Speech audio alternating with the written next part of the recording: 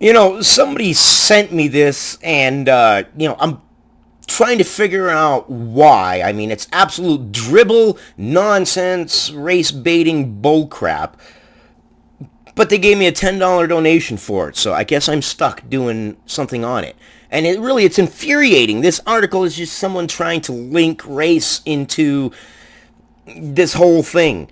Nobody's blaming black people for dying of the virus. Ibram X. Kendi, you're an idiot. And I don't normally call people idiots. I don't. I'm usually very accepting, and I'm usually very into, hey, I will hear your opinion no matter what your opinion is. But Ibram X. Kendi, director of the Anti-Racist Research and Policy Center at American University, you are actually a racist. You're an idiot. You're a race baiter. All right, let's read it and tear it apart. Fine. Stop blaming black people for dying of the coronavirus. Who? What? And through the whole article, nowhere do you give any evidence or any proof that anybody anywhere in the world is blaming black people for dying. What? Okay. I grew up in the Christian church, the second son of two ministers. I'm not one for making biblical references about my life, but I can't say the same about my father. 2 weeks ago, Dad likened me to John the Baptist, a voice crying out in the wilderness. And you should stay there, in the wilderness, crying out, where nobody can hear you, because you're an idiot. For racial data on the pandemic, and why do you need racial data on the pandemic? Is the virus racist? Is it? So should we take white paint and tell all the black people to paint themselves white because the virus isn't attacking white people? Get off of it, dude. You're a race-baiting idiot. I had to remind him that unlike John, I was not crying out alone. Yeah, because idiots are never alone. Senator Elizabeth Warren, enough said. Nia Presley, definitely enough said. And a quintet of black doctors at the University of Virginia also had raised the alarm. But we were indeed in the wilderness. On April 1st, hardly any states, counties, hospitals, or private labs had released the racial demographics of the people who had been tested for, infected with, hospitalized with, or killed by COVID-19. Because nobody cares. Why? Why do you got to inject race into everything? Why? Who cares? They're human beings that are being affected by this thing. Let's get off it. Step off the gas. Coast to a little bit slower pace. There's no racism. The virus isn't attacking one race more than the other because it's racist. If it is, it's because of cultural reasons. Okay? It's like the Hispanic. I live in New Mexico. Okay? Heavily Hispanic. The culture, the machismo culture. They hang out. They gather together. Big family gatherings. I know for a fact quite a few people who violate the stay-at-home orders and go and gather with big groups of their Hispanic friends. It's cultural. It's not racist. It's cultural. It's individuals within this culture. It's part of their culture, and their culture means something to them, and so they practice it no matter what. Well, part of their culture is large gatherings. 5 days later, citing racial disparities in infection or death rates from 5 states or counties and the racial demographics of the worst coronavirus hotspots, I speculated.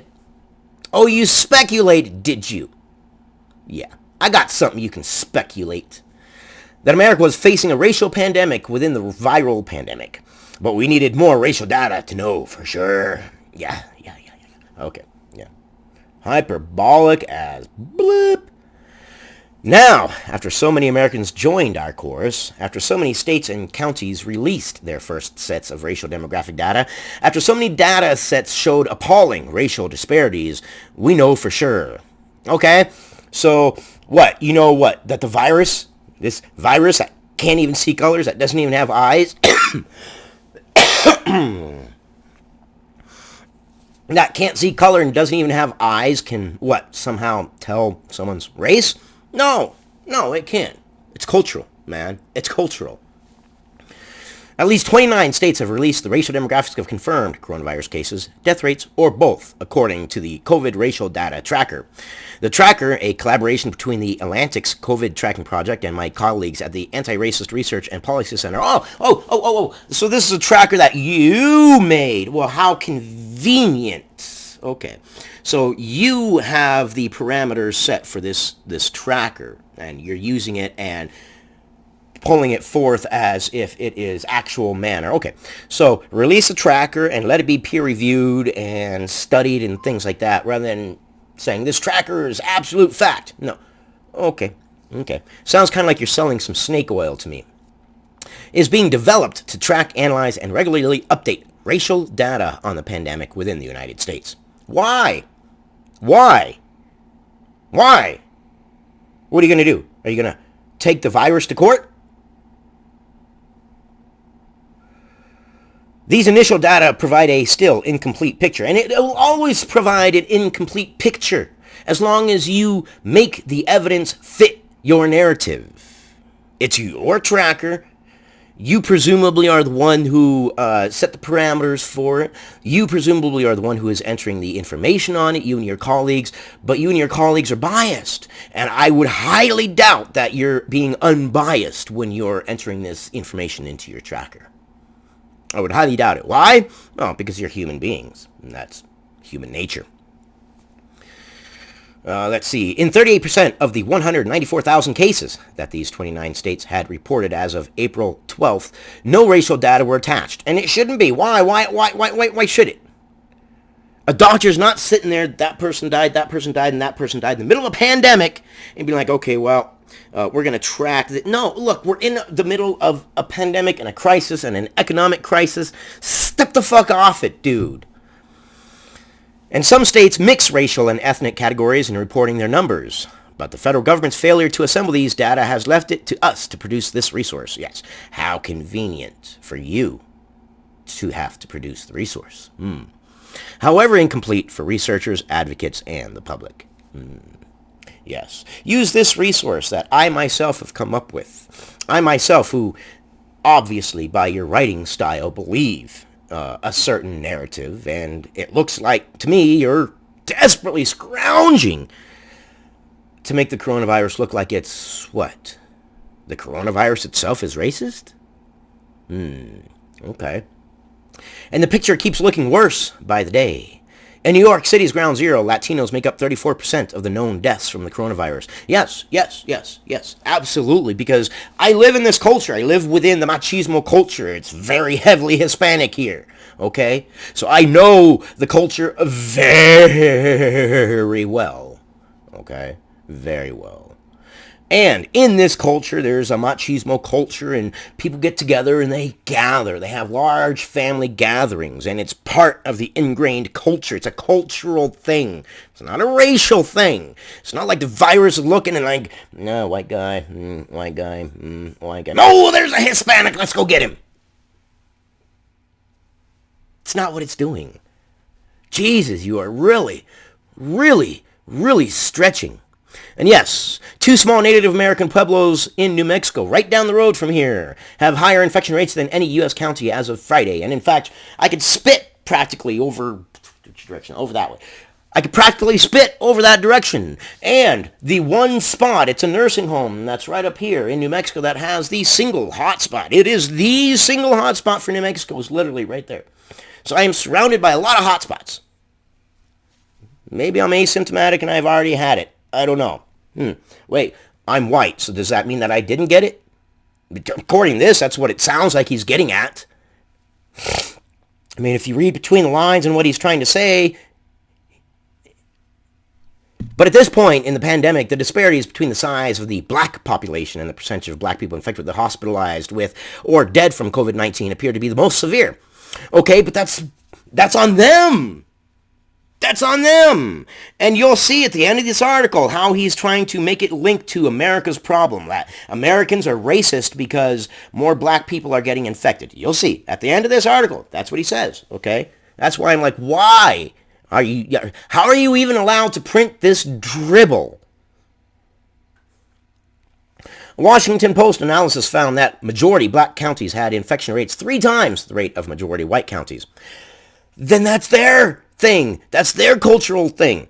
White people or whatever weren't going in there and infecting black people.